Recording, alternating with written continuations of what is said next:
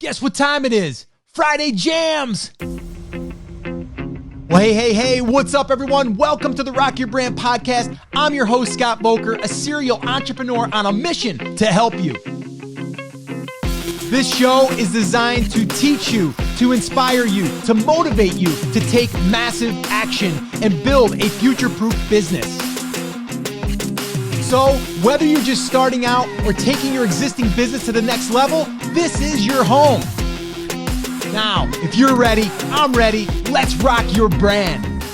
What's up, everyone? Welcome to this Friday Jam session. Super excited you're here. And if you haven't heard me say it before, I'm going to say it right now. This is probably one of the highlights of my week because I get to hang out with some cool people every single Friday and answer some really awesome questions. Now, you might be asking, Scott, how do I get my question answered? Well, all you need to do is become part of our Take Action crew. How do you do that? Very easy. Head on over to takeactioncrew.com. It's totally free, and we do it every single Friday, and it is a blast. So what you're about to listen to is one that we did last week. So this way here, even if you can't attend, you can always show up here to the Rock Your Brand podcast and listen to our live jam session. All right, guys, so sit back, relax, and let's jam. All right, so this question was from Kate yesterday, and I love this question, by the way. So Kate says, for tomorrow, I need to pull the trigger, but get caught up in too many questions. I need step-by-step, get a website domain from GoDaddy, host through Hostgator, then WordPress.org for website. If I were to take action today and get started, help lead me down the path. Thanks. All right. This is actually simpler than you may think. You've almost already outlined the steps, right? So what I want you to do, or anyone that is struggling with what do I need to do right now, okay? I want you to sit down with a piece of paper, okay? Not the computer, a piece of paper, and I want you to write down what are you trying to accomplish over here, okay? And it might be the big picture, and then we're going to reverse it back. But what I want you to do is get the big picture, and then I want you to break that big picture down into bite-sized pieces or projects. So what you're talking about here is website, okay? So in order to have a website, I need a domain name. That's first. From there, you need hosting. Get the hosting. From there, you need the website, right? You need the actual WordPress install. So then you get that done. Once you get that done, now we're ready for content. So that is the order that I would go. But a lot of times we overcomplicate things because you're like, well, okay, but I need to know what content I'm going to write before I ever build a website. Well, no, as long as you've already done the validation process and you know that you're going to build a website in this market, then don't worry about the content side of things yet. Worry about building the piece of property that you can then put these different pieces of content in where they're going to reside. Okay. So that's kind of like how I look at everything. No matter what project I'm working on, we're always breaking it down into projects, and then we break them down into steps that are accomplished in the product or the project. So make sure that you do that. All right. So hopefully that helped you, Kate. Again, I know it can be overwhelming, but that's because we're trying to think too far down the line. All right. The first thing is know your market. If you know your market, then we know we're going to build something in that market. We need the property first before we can furnish it, right? We got to build the house before we can put furniture in the house. All right. So that one there, got that answered. Hopefully that was helpful. Kate, let me know if that was helpful to you. All right. And this goes for anyone out there. I mean, this question is great for people that are just feeling overwhelmed or they're feeling like they don't know where to start. They don't know what to do next. That is the process.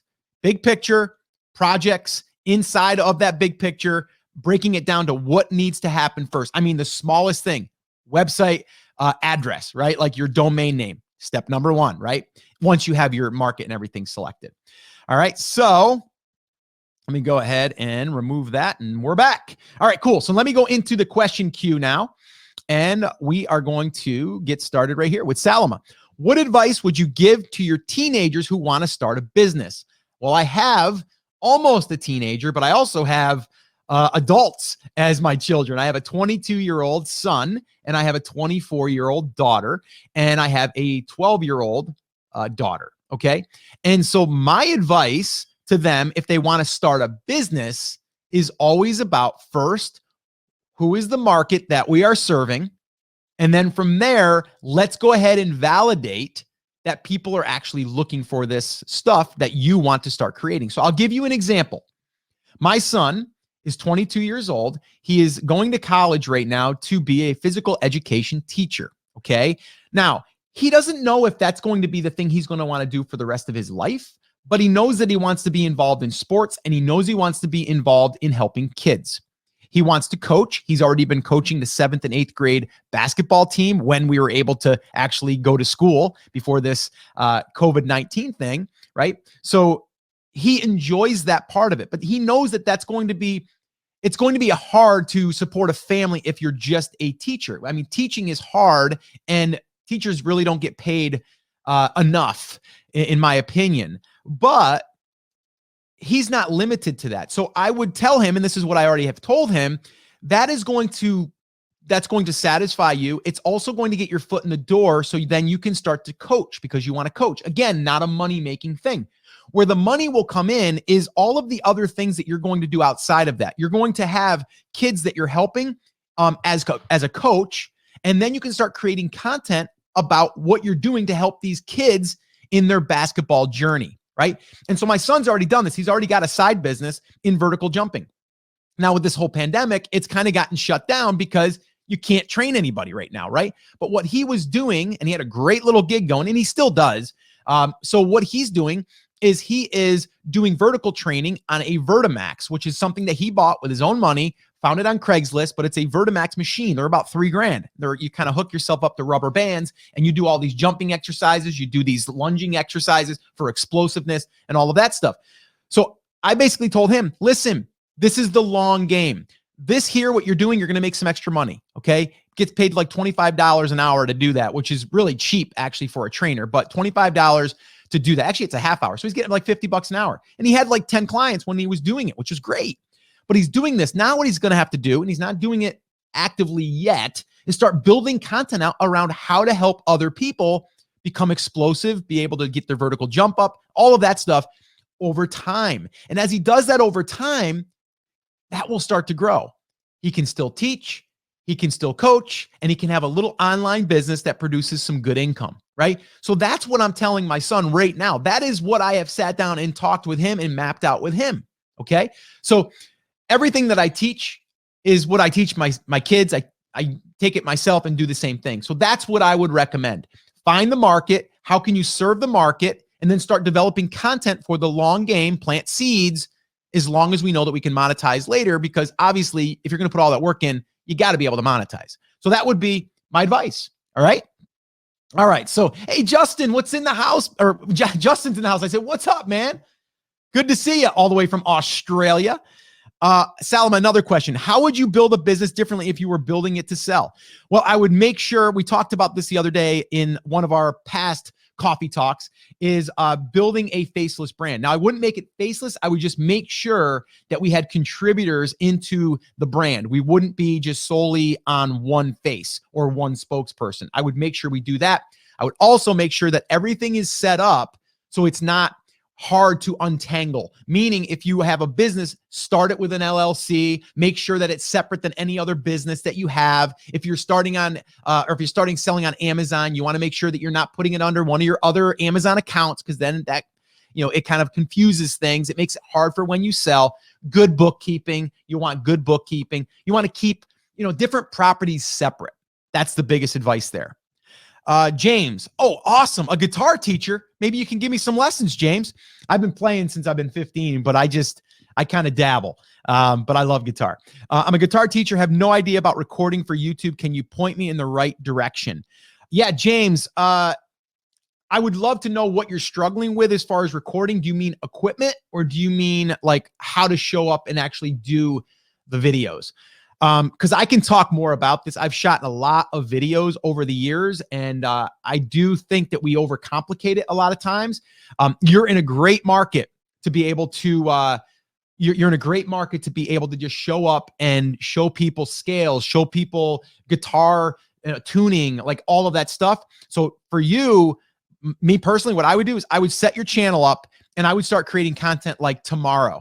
Like just record a song. If you want to, an easy way to do this is pick some popular songs that people are trying to learn, and then you create the tutorial on how to play that song. The easiest thing that you could do is that right there. That would be my first thing. Then you're not going to feel stressed about like, well, I got to teach this thing a certain way. You can basically just go on there, show someone how to play a song, show them the, up front, of your finger picking, whatever you're strumming, whatever you're doing, and really give them a detailed lesson. And then what you're going to do is you're going to capitalize on people that are searching for how to play Smoke on the Water, right? And then you would come up as someone that's teaching, and then they're going to get led into, oh, I like how this guy teaches. And I've went down that path, by the way. Like I said, I'm a guitar player. So when I'm looking to play something, I might look that up. And then once I find someone that breaks things down that I can understand and I can see their fingers real good and they explain it in a way that I understand, they're not talking about theory so much. They're talking about just hand placement or tablature, that type of stuff.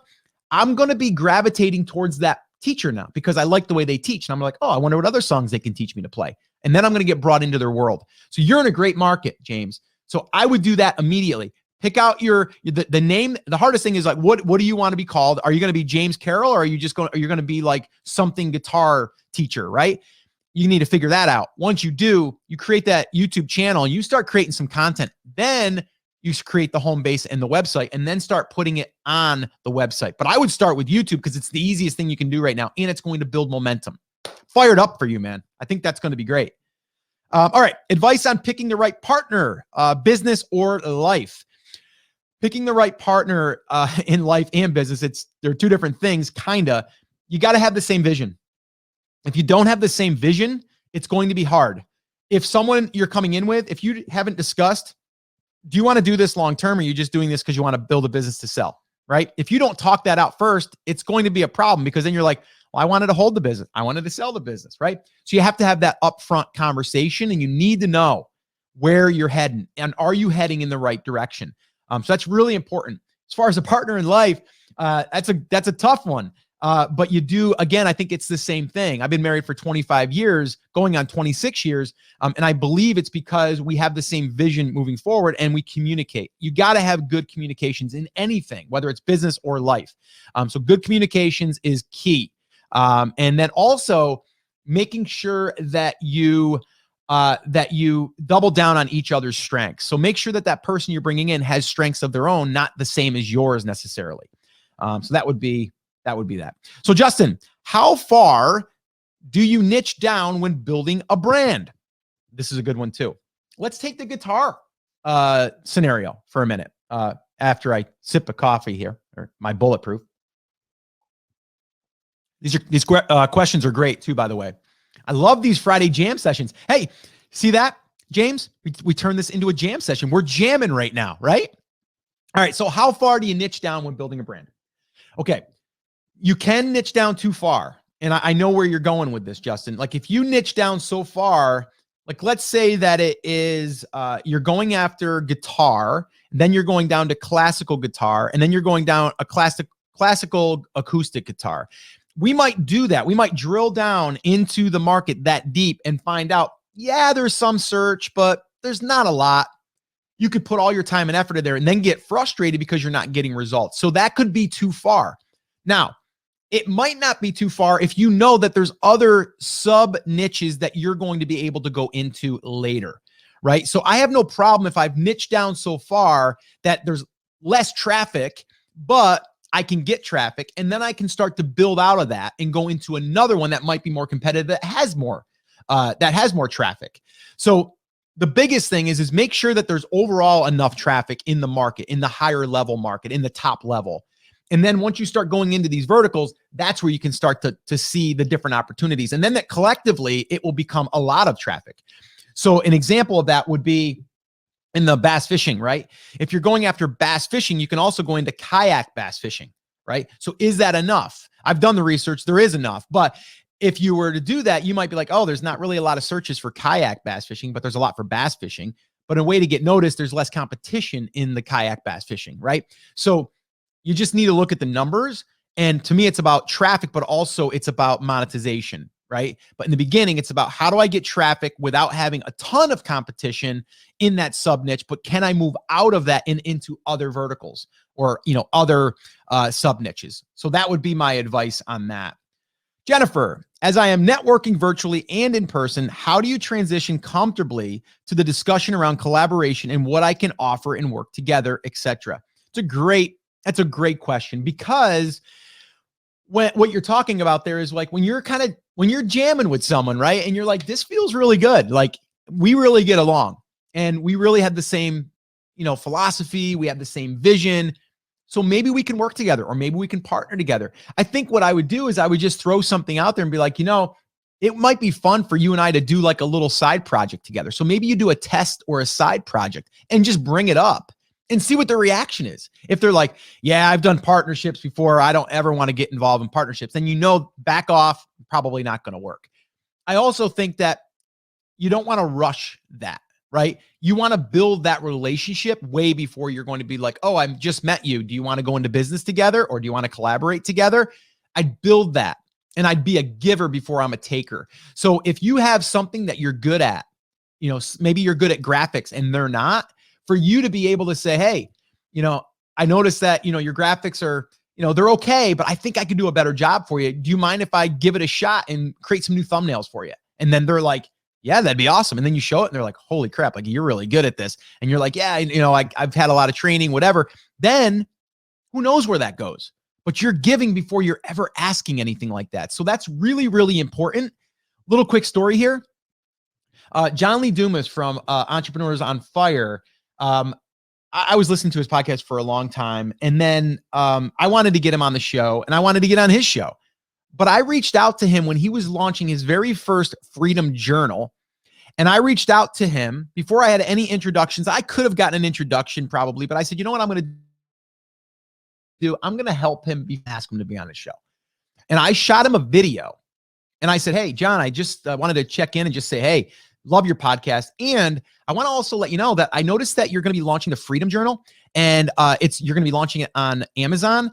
If you want any advice on that, I've been selling on Amazon for quite a while now. And I'd love to just give you some pointers to help you get more reach, to help you reach more people. If you're interested, let me know. That was it. That was the video. And I sent him that. Within 5 minutes, John Lee Dumas messaged me back. I was like, okay, let's hop on a call. We hopped on a call, immediately hit it off.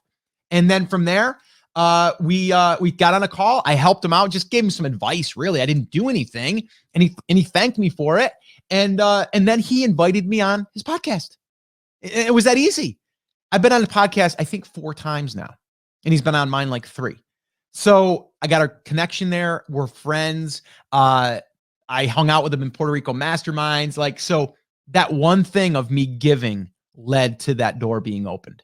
So never forget that, okay? Give before you ask. That's a huge one.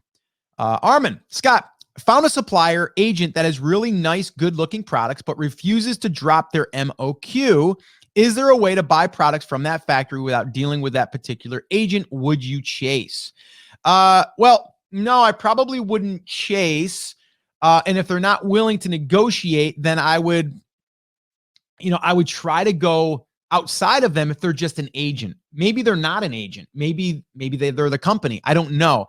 I would try to find a direct access to the company, or maybe even just try to go around them and go in as someone else and just see if you get the same pricing. That's about all you can do.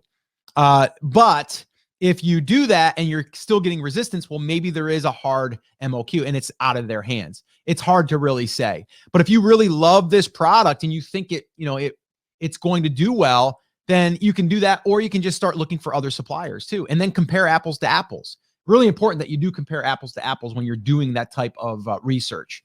So that's what I would recommend. But sometimes there is a hard minimum. I mean, they have setup and stuff in order to run that particular product. So yeah, that could be the issue there. Salama, what is your 10-year vision? What questions did you ask yourself? That's a good question, and I have an answer. So I don't go as far as 10 years. I go 5. And the reason is because I think a lot of things will change. And I think every 5 years you change. My father told me this once, and this is when I was young and naive. And he said, hey, your mind is going to change every 10 years. I believe it changes every 5, but he's like, your mind is going to change every 10 years. What you think now is silly or what you think now you would never do, you're going to start to see that you're going to look back and go, oh, my gosh, I said I wasn't going to do that. Now I'm doing it, right? I also learned never to say, I'll never do that, because you never know. But what I just recently did is, and I'm going through this right now. And the reason why it took me 18 months to finally do this, because I wasn't sure if it was the time. I didn't know if it was the right move. And it's going to happen this coming Monday, by the way. And if you're listening to this later, well, it had already happened, but May 11th, I'm going to be making this announcement. And I went through this exercise, and I actually reached out to 2 of my mentors and friends. And I think of them as coaches as well. They're good friends now. It was Jamie Masters from Eventual Millionaire podcast. Awesome. She spoke at my event, Brand Accelerator Live. Awesome woman, friend, parent. She's just a great person, a huge heart. So her, and then I reached out to Pat Flynn, and I asked them both their opinions. And I said, what should I do here? And Pat had said to me, he goes, hey, do this one exercise. He goes, I've done this exercise. I think Michael Hyatt introduced it to him and said, do this exercise. It will help tremendously. And I'm like, all right, what? And he's like, imagine 5 years from now, you walk into a coffee shop, you go up, you order your coffee, and then 2 guys walk in behind you, and one recognizes you and one doesn't. And the one is describing you to that person. What are they saying about you? How are they describing you? And if you're hearing something that isn't who you want to be right now, then it's time. Then you need to start making that direction of where you want to be. So if you would have asked me 5 years ago, I would have said, I want people to say, oh, that's the guy that helped me in e-commerce. He's the guy that got me started on Amazon. I would have wanted to be referred to as that. But as time has changed, I've become more of that, right? And now because of that, my future is different. And, I wrote a book called The Take Action Effect. That never would have happened, but it's a stepping stone. But now I want more of this. I want more of this coffee talk. I want more of these jam sessions where we can talk about anything, not just e-commerce and Amazon, right? So it changes. So that's a great exercise to do. And if you're saying to yourself, that's not really where I want to be, then you got to reevaluate up here, because I did a presentation last night at Sellers Summit. I did a full hour on this, and it's really about identifying your why and going 8 levels deep. And I'll probably do, I'll do a coffee talk. We'll break down the eight question exercise that I took everyone through last night too. And it will really clarify where you want to be, but actually what you want and why, because it's really important that you understand that. So hopefully that helps, Salma. Karen, okay. Hi, my second email is going out Monday morning. The first email week was worksheets. This week is going to be educational information. Do I put all that information on the email, or do I give them just enough to get them to my blogs on a website? I also have 2 videos and some worksheets. The worksheets are on my website, but the videos aren't. My website is on Squarespace, so I need a plugin to host videos. What plugin do you use? Why can't you just embed that video from YouTube? That video you should post on YouTube, number one, even if you're not even trying to build subscribers or trying to get any traffic there, because it allows you to host it for free and everyone can really access a YouTube video. The thing is, you want to embed that on your website, so that way they stay on your website. To answer the other part of this question, yes, I would give them just enough in the email, but curiosity to go over, or the reason to go over is to consume the worksheets or download the worksheets. I wouldn't give them everything in the email. I'd make it where they can see the email, read the email, and then want to click over. Once they click over, now they're in your ecosystem, right? And that's where they can either, they could, do other things. They can watch video. They can maybe go and get another lead magnet of yours, or maybe you have a pixel installed on your site and now they're becoming part of your Facebook custom audience. So all that happens when you drive people over there. You probably don't have enough traffic yet to turn on ad networks, but when you do, every time you send someone there, that's counted as an impression and you get paid for that. And then there's affiliate stuff that you might have there that they could buy. So we want to get them there. And we want them to have a great experience. And the best way to do that is to let them go on your website where you've organized everything so it's easy to read and to manage and to view. So I would embed that video on or from YouTube on your, on your website. That's what I would do there, Karen. Let's see. Wow, we got a lot of questions. I love this. We're jamming today, guys. We are jamming. Let's see here. Okay, here we go. Salama, would you still start with a physical product business first? Why? No, I wouldn't. I know it's probably weird, right? No, I would not start with just a physical product business. Now, if there was a product that I knew was a core piece of our business, then maybe. But no, I wouldn't. I would start with, number one, the market. Okay, I need to know that the market is validated, and I go through that in our brand growth validation checklist, which I should probably give you guys access to. That is Brand Creators. That's Brand Creators book. That is actually the full playbook. You want to go to brandcreators.com. You'll find all of our resources over there, but the free guide or the checklist is over there for you to find that. So the answer is no, I probably wouldn't start with a physical product as far as the main focus. The main focus would be, how do I get content out there to the market? How do I build the email list fast and start getting traffic and amplifying my content so I can speed up that process, start getting visitors, and then start turning that into money probably 4 to 5 months down the line. With physical products, what people don't understand is they think that, okay, I buy a product, I get to sell it, I get to bring in money. Yes, but you're going to take that money and reinvest that into either that product or more products. You're not going to really make money for at least 6 months. So to me, it's 6 of one, half a dozen of the other. And when you're building the content type site, we have more of a long tail effect because we're building traffic assets. So that would be what I would do personally. And that's what I'm doing. I have 2 brands right now that we are building that are basically content sites. One of them is already being monetized. And we've been doing it one's for 6 months, one's for 7 months. We're over 20,000 page views in that short a period of time. And one of them is already starting to bring in some money. No physical product as of yet, but there are affiliate products that are being sold. So it just makes it easier. We don't have to go through that whole process yet. So let's go ahead and answer Lloyd. Lloyd from the UK, I believe. Regarding Kate's question, I think following a case study that covered all steps would be helpful. Well, that's exactly why we do that inside of Brand Creators Academy, by the way. And I'm not pushing Brand Creators Academy because as of right now, there's no way to join. We close that. We only open it 4 times a year.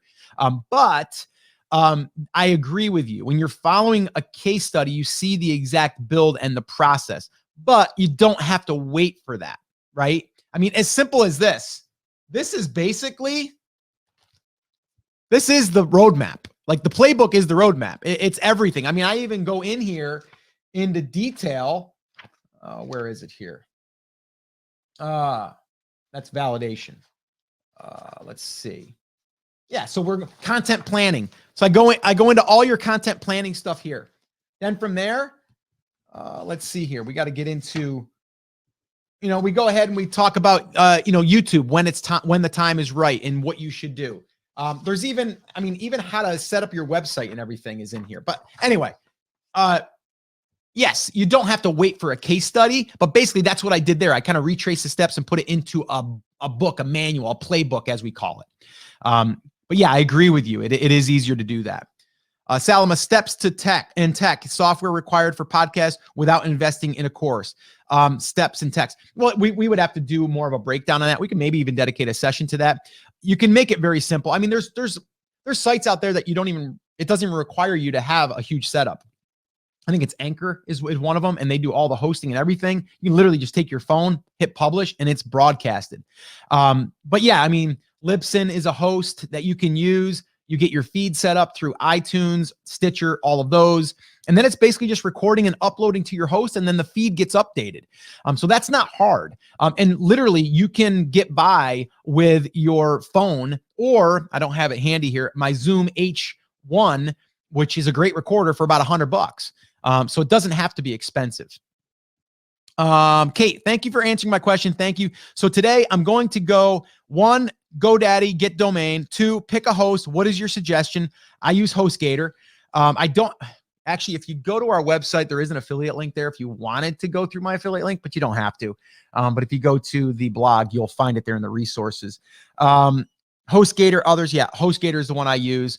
Then I'm not sure how WordPress.org applies. Well, what you want to do is once you get your hosting, it's going to have a one-click install for WordPress. So you don't want to go to the WordPress free site where you're going to set up and do it kind of hosted there. You want to do the theme that you're going to download, and not the theme, the framework, the WordPress framework, and then install it on your host. And Hostgator has it built in. It's like a one-click install. You click a button and it installs everything. And then pretty much you can just log in and get to work. Pick a theme.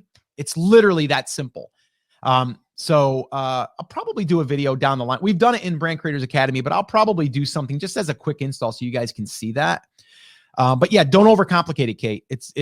That's your steps. Get those done before the weekend. Rebecca, I have pieces of content within a website where I sell my physical products. My plan is to copy them to the new WordPress blog and grow it. Is it an issue with Google if I have the articles? So I have a piece of content within a website where I sell my plan is to copy them. Yeah, I wouldn't copy them necessarily. Well, let me ask you this. How much traffic are you getting on those articles right now? Because if we're talking about you're getting a few searches, right? Then I would just, take them and then I would just bring them over. I would bring them over to your new website. Now you can take your current website and maybe port it over. So that way it still stays there as original content. It's not being copied over. And I'm just curious, how many articles is that and how much traffic are you getting right now? That would be my question for you there. Exactly the same. Will it have a negative effect on my SEO? It could. And that's why I would be careful with doing that. But if you're not really getting much search right now, who really cares, right? So that would be something. Seller Labs. Hey, Scott, it's Jeff. What's up, brother? How are you doing, man? Glad you could show up. Hope you're having a good Friday and your family's doing well.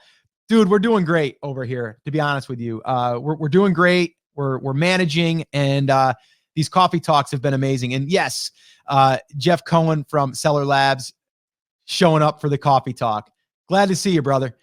Okay, Salama, how do you get unstuck and start making videos and not get overwhelmed with tech, keywords, tags, descriptions, thumbnail? Very simple. It's exactly what I told James. I think it was James. I'm not good with names, guys, but it was James with the guitar.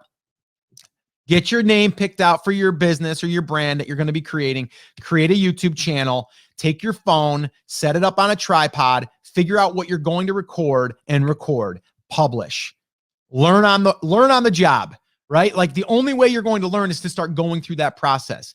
So what I would do is the biggest thing is I would look at videos that you are going to be creating, and I would start doing research on YouTube to see what videos are doing well, but have very low amount of subscribers. So that's one little trick, because that tells me that video did not get pushed by subscribers. It got picked up by search. Right? So I would look at that. That would be my only bit of research right now for you, right? I'd be like, find a question or find a tutorial that you could show up and do a 5-minute, a 10-minute video, and then just shoot it, edit it quick or not even, and then just post it. Good title, whatever you find that is out there on YouTube that's doing decent. Just in the description, keep it simple. Describe what you just did. In whatever you did, whatever words you're talking about. Don't worry about keywords and stuffing or any of that stuff. Make sure you do that. And then that's it. Tags, it's pretty basic. You're going to go ahead and it's going to give you suggestions. Put the tags in. Don't overcomplicate it. We can do that later. The biggest thing is for you to start learning that process. The other stuff you can do. If you put a video up, I've seen videos that get picked up that aren't even optimized. But you don't have a chance unless we get it there, right? So your take action step here, Salma, is to create a video and post it. All right? Do that. All right. James Carroll, awesome advice. Thanks, Scott. Yeah, I want to hear from you too, James. I want to see what you're doing, brother, because I think you can do it, man. I think you can totally do it. Daniel, hey, what's up from Australia? Another Australian. I want to start kids coloring digital download shop on Etsy, but not sure how to brand it. Should I focus on fun kid style or at the parent who would be spending the money? Yes, I would focus on the parent. And then obviously it's catered towards kids. So that to me would be 100% what you would do, because there's not kids on Etsy probably looking for that stuff. Parents are. You're also in a great market for Pinterest. So Pinterest would probably be a great place because parents are looking for activities for their kids. And then you can start creating some or 10 great coloring ideas or projects. And then that would bring people over as well. I think it's great. I think it's brilliant. I would target the parents that have kids and give them fun activities to do with their kids. Love that. Salama, how do you sell people that are what they need, however, are not aware they need it? You got to give them what they want first and then sell them what they need later, right? So really, let's just take this for example. If I put a subject line out there of like new strategy that gets 1,000 visitors per day, right? That's going to do great, right? I know that. But also I know that if you don't have the right mindset, because if you put a piece of content out and it doesn't do well, you won't produce another piece of content, which will limit the amount of reach you can get in the future, right? I'm not going to lead with the right mindset to get 1,000 searches per day or visitors per day, right? That's not going to look as good. It's not going to be it's not what you want. You want the 1,000 visitors, but I know you need the right mindset and you need to fire up that video camera, like I just said, and get to work and do it. I know you need that. You don't want to hear it, maybe. Not saying that, Salama. I'm kind of using you as an example, but that's how it works, right? So you got to give them what they want and then give them what they need. Okay. So that's what I would recommend there. Jennifer, thank you for giving, Scott. No problem. And let's see. Mike, we owned a CPA firm 26 years. We discovered that a partnership is hardship to sale or a hardship to sale. Be very careful who you partner with. When things are good, one partner will usually feel they are doing more. If things go bad, each will normally blame the other. And that is 100% accurate. 100%. That's why I've always been very careful with who I partner. And also my expectations. I think you have to go into it with expectations of what you are doing this for and what your goal is. And you are right. If things aren't going well, you're going to start pointing fingers. We don't want to do that. And especially if you're friends. Myself personally, it's taken a long time to be able to partner with anybody. And I don't partner like 100% like contract partnerships. I do a lot of like, let's do this together. And then like my partner right now in the brand that we're actually looking to sell right now, we're in LOI, good friend of ours. And there's no signed, like the only thing is we're both on the LLC, but there's no like, you do this, I do this. It's a handshake and it's trust. It takes a lot for me to do that because I've went through partnerships that are tough. My father was in a partnership with his partner that taught me that partnerships are very hard. And so you got to be careful with that. But Mike, thanks for sharing that. Salama, are all suppliers in China, are all your suppliers in China? Have you bought supplies locally? Tips to find suppliers locally. Okay. Well, first off, Salma, again, I'm going to go back to, and I'm just using you as an example. You're in about 3 or 4 different areas right now. We need to focus on one. So I wouldn't worry about a supplier in China right now if you're not going to be launching a product in 3 months. I just wouldn't. You're asking about videos and producing content. I would go there, right? If you're going to be doing the product thing, then yes, but I wouldn't worry about that right now. And again, that answer is going to be different for everyone. We have suppliers in China. We've tried some in the US. It just didn't work. The pricing just did not work. We tried really, really hard because I wanted to put made in the USA on there. I think it would do really, really well. It just couldn't come close. Love the exercise. Yeah, about the vision. Sure. That's a really good one. The coffee shop exercise is awesome. Jennifer says, OMG. Yes, it is. I love that one as well. All right, let's see here. Let's see. I would love a coffee talk on 8 questions on where and want to go. Okay, cool. We'll do that. I love that exercise. We will do that one. I promise we will do that. Your 8 levels deep exercise in your Take Action Effect book is priceless. Yeah, that's in the book as well. I live by it. After how long should we know what we do is working or not? Well, it depends on what you are focusing on and what other metrics. What is your expectations? Are you building I think you're building a YouTube channel. So how many subscribers are you going to say before I feel like this is paying off, do I need to see, right? So I would look at that stuff. again, when you're building content, a lot of times it's the long tail. So you got to plant seeds and keep moving. So it's hard to say an exact metric because there isn't one, right? But whatever you're trying to do, you want to see movement, of course, but you want to give yourself real expectations, not ones that you're just hoping for because you heard someone, posted a video and it went viral, right? Are there any niches you would not recommend to start? Example, health related. Yeah, I would say health related would probably be one of those. And that's because Google has really cracked down on the health niche as far as people making claims or anything, obviously, that can hurt someone. So I would stay away from that myself personally, or at least I would try to find a way to dance around it so it wasn't classified as health. So I would say that one for sure. Is it better to buy domain from hosts like Hostgator or from a separate place? Yeah, GoDaddy. And that's a great point. I always buy from GoDaddy. That way it's independent of the host. Okay. When you do that and it kind of gets connected, it's hard to detach that sometimes. And it becomes, I've done that a couple times and it's always a nightmare.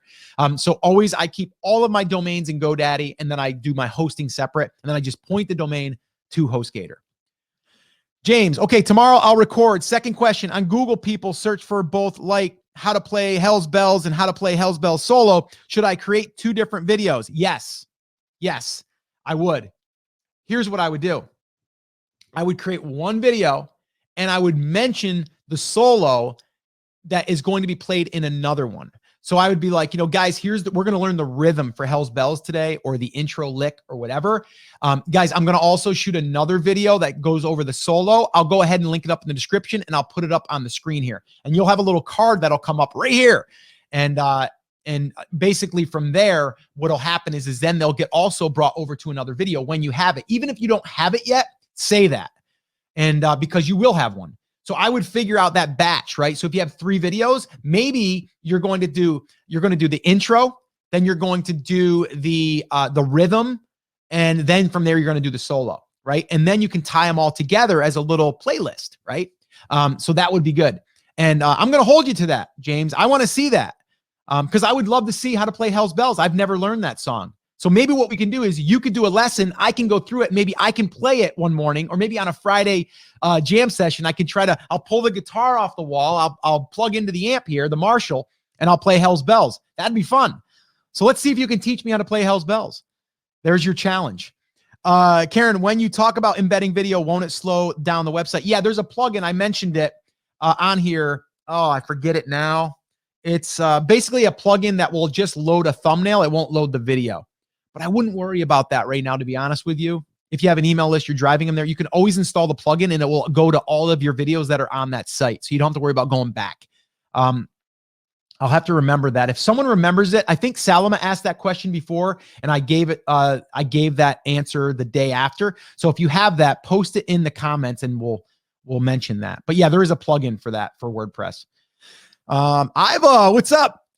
Next time Brand Creators opens open, you should join so you can get the support of our members. Tons of us are doing the same thing you are doing, and we are offering tons of help. Yeah, you are. Let me just give a little shout out to my BCA peeps over there, my tribe. Man, let me just tell you, they're creating content inside of the community, which is just crazy. Octavio, I want to give him a shout out. He's creating like videos showing how he's doing video thumbnails and how he's creating them in Canva, how he's creating SOPs for his writers. Just amazing group that we have over there. And I am super excited to be a part of it. So thank you, Iva, for checking in with us. Love the YouTube advice. You miss 100% of the shots you never take. You got it. You said it, not me. That's a Michael Jordan, I believe. James, also Instagram. Yeah, Instagram would be great for you too, James. But again, don't go down all these different paths, okay? Pick one that you know your audience is on. We know they're on YouTube. I would start with doing 10 songs, right? I would do one a week, commit to one a week, and then just keep producing. I'm telling you, I think it will be great for you. Hal, is it a big problem on my road later, or on the road later if I decide to change my YouTube channel name? No, not really. It's not at all. I think you should be fine. Why did you not make the Take Action book downloadable instead of Amazon? Well, because Amazon gives me reach. That's one of them, right? So this book right here, I think you're talking about, plus they do print on demand. So I can have people print a hard cover. I've got the soft cover here, hardcover, Kindle, audiobook. So there's all those platforms that I'm on that now I can get distribution and reach. So that's the big one. That's why. Seeing as this Friday's sessions are jam sessions, I think you'll really do need to play your guitar either as an intro or when you close. That would be fun. You know what? We might turn that into something. You guys are going to be really excited to know what I have planned here for this Monday announcement. But if you're here on the Coffee Talk, let's see, Sunday morning, 10 a.m. Eastern, I'm going to announce it here first. Brand Creators Academy members are going to hear it, well, in about an hour. It's called Embed Video Thumbnail. That's pretty basic. Yeah, Embed Video Thumbnail. Thank you, Salma, for doing that. So that's the plugin on WordPress. Justin, would you recommend to compile all your blog posts into an ebook and sell on Kindle? Yes, I would. 100%. Like 10 of your best articles. The other thing is if you're struggling to write content, map it out as if you're writing chapters in a book. And then after you're done with those 10 posts, you compile them and you create a Kindle book and you put it up on Kindle. I've done it. It works. Amazing. This right here is like 6 episodes of the podcast. Oh, let's see here. Where's that beautiful cover? There it is. This right here, 6 episodes of the podcast. And then, of course, after it's done, we go in and edit. We add screenshots. We add more instructions, right? Because it's more visual. But that's the core of it, okay? So I practice what I preach. It's exactly what we do there. Yeah, okay, thanks for the advice. Cool. OMG, you must be exhausted, LOL. What about self-development education niche? I've thought about this as well since it's really my passion. Is this market too saturated? Does the brand tool question you have work with this too? Is the key in this one to niche it down to a small category, not looking to make this a hobby if I went down this road? Yes, you want to find that smaller niche in self-development education niche because there's a lot of competition at the top. But if you go really niche, that's where you can have success. And then you can start to come out of that, right? So you definitely want to niche. If that is a passion of yours, if that's where you see yourself in 10 years, then why wait? Why not start that now? Why not start putting the seeds in the market that could grow into an amazing, business and, crop, if you will, of just awesomeness, right? Like why wait on that, right? Now, if you're like, well, I just don't know, and you're kind of hemming and hawing, well, then just, go after whatever you were thinking, just so you get the experience, knowing that that's not going to be the end all. But if that's your passion, if that's your purpose, if that's what you want to do, then I would do it. But I would also make sure that it wasn't in that health space just because. In a niche averaging CPC $100, should we build content for those keywords that has 0 search volume? Well, yeah, it depends on where you're looking at the search volume. In CPC, cost per click, I believe that you're saying that means that like an insurance company is willing to pay $100 for a click or something like that. You can do that if you want to build content around that. But again, if you're looking at just those raw numbers, I would produce the content, but then you got to kind of see, is it worth it? And is it generating traffic? But you're not going to know until you actually do it. Or you look at other people that have already built the content and then see exactly what has been doing well. And then you go from there. All right. Well, I hope that you enjoyed that Friday jam session. And like I said in the beginning, if you want to attend one of our live Friday jam sessions, all you need to do is head on over to takeactioncrew.com. That is where we show up every Friday, 10 a.m. Eastern time. And you can join us. You can ask a question, and then I can answer it. And we can go ahead and also publish it here on the podcast. So once again, I just want to say thank you so much for listening. This is always one of the highlights of my week. And until next time, remember, I'm here for you. I believe in you, and I am rooting for you. But you have to, come on, say it with me. Say it loud. Say it proud. Take action. Have an awesome, amazing day. And I'll see you right back here on the next episode. Now go rock your brand.